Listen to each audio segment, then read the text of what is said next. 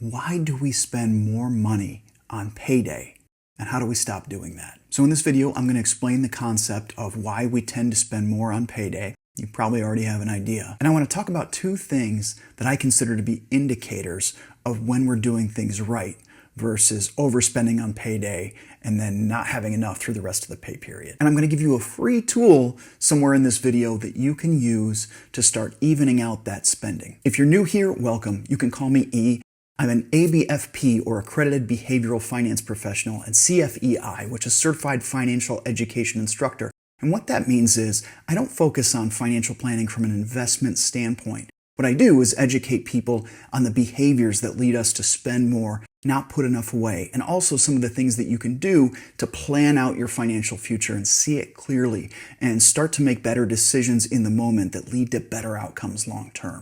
And today what we're going to do is talk about why we might spend a little bit more or a lot more on paydays and why that may leave us with a little bit less than we want through the rest of the pay period, either to continue to spend or put away and save for later on. So here's a story for you. I used to work with a group of people, and every other Friday they would head out to lunch. They'd go to B-Dubs or whatever bar or restaurant was nearby. And they would spend more on lunch than they ever did for the rest of the 2 weeks because, hey, it was payday. Everybody had money in the bank. And it was kind of a little celebration for them, but also noticeably a change in behavior. And they would definitely spend more on lunch than they might spend on dinners or lunch and dinner for the rest of the week. And so why is it that they did this? You may do the same thing, and you wouldn't be alone. In fact, there's a lot of research to show that no matter what income group you're in, no matter what level you spend on, people tend to spend more money on payday. Take a look at this graphic from a paper done at the University of St. Andrews. And if you take a look at this, you can see the zeros. That's the number of days from payday that the spending occurred.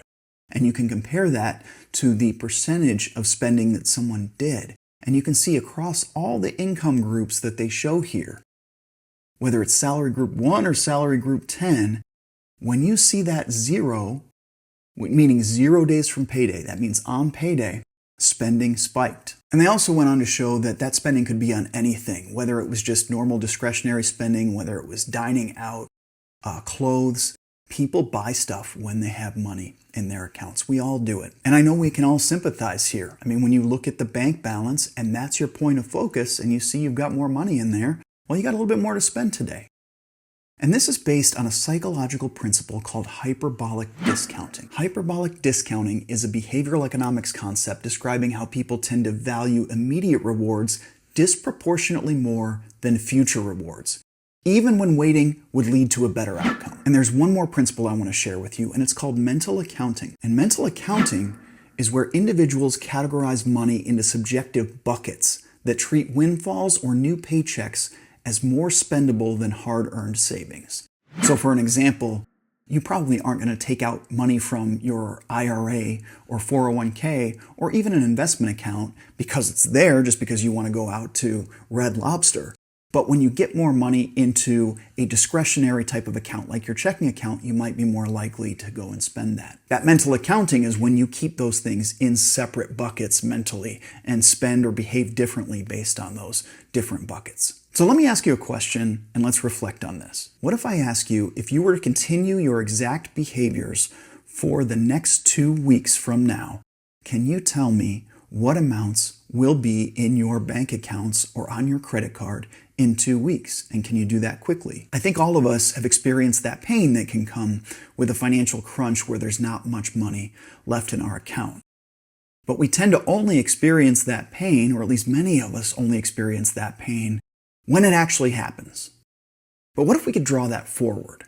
What if you had enough visibility into every week, every 2 weeks, every pay period, every month, every year, where you could see the amounts of money in your account as they will actually project out to based on your current behaviors, and you could see that instantly at a glance.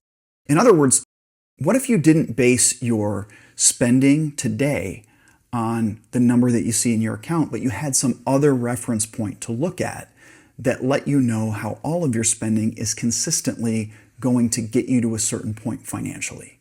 If the reference point that you look at to see how much money you have is your actual account balance. What it doesn't take into account are things that are coming in the near future, in the next 2 days, 3 days, 7 days. And let's just talk about a pay period. In that pay period, you may have your rent coming in. You may have your cell phone bill. You may have your home internet. All these bills that fall within that pay period. And what you might try to do when you look at that balance is to think forward and say, well, this is going to come out, that's going to come out, and then I'll have this much left.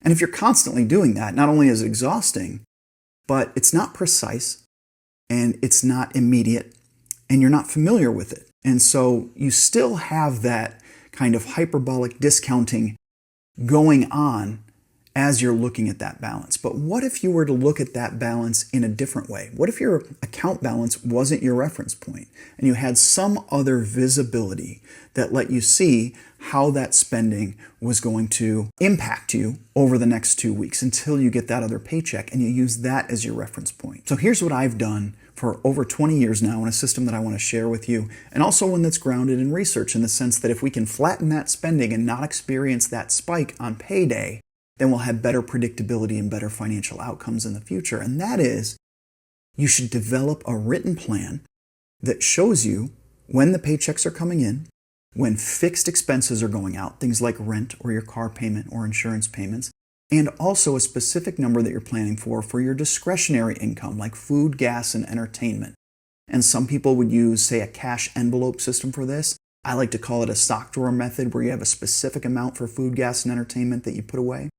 What if you could see your income and all of those things together, and then what that's going to do, how it's going to impact, say, your checking account or your spending over that 2 weeks? Then you'd be less likely to just spend on payday because you wouldn't be looking at that balance. You'd be looking at your plan.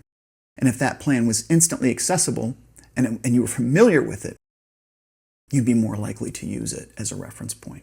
So here are the 2 things that I think will happen that will show that you're starting to be successful with this and that will kind of serve as a guidepost for if you're doing well. So one of those things is, when you start to do this correctly, you will actually look forward to getting your bills. Now, what am I talking about? Who looks forward to getting a bill? Well, here's the deal. Stay with me. You know it's coming, right? You know your utility bill is coming.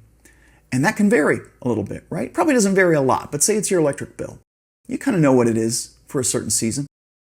And you should have that mapped out in your plan. Now, if you have it precisely mapped out in your plan, and say it's supposed to be $100, and it shows up and it's $80, that's great, right? You just kind of got extra money because you had such a specific accounting of what's going to happen to you in the future that now you're kind of looking forward to it. You're like, okay, if that bill comes in and it's $20 light, you actually gained a little bit. You experienced that moment of abundance, so to speak, when the bill came in because you had planned for more. It's not going to happen every time. But you certainly won't be doing what a lot of people do, which is when the bill comes in, looking at your actual account balance and thinking, can I pay this? And once I pay this, how much is left? You'll be thinking ahead and you won't even need to do the mental math because the clarity would be there in your plan, right? So we're about to get to the second point. And please do me a favor. If you like this content, you want me to keep making more, hit subscribe. It would really help me to continue to provide this kind of education. And I think it'll do a lot of good for you. Now, let's get to the second point.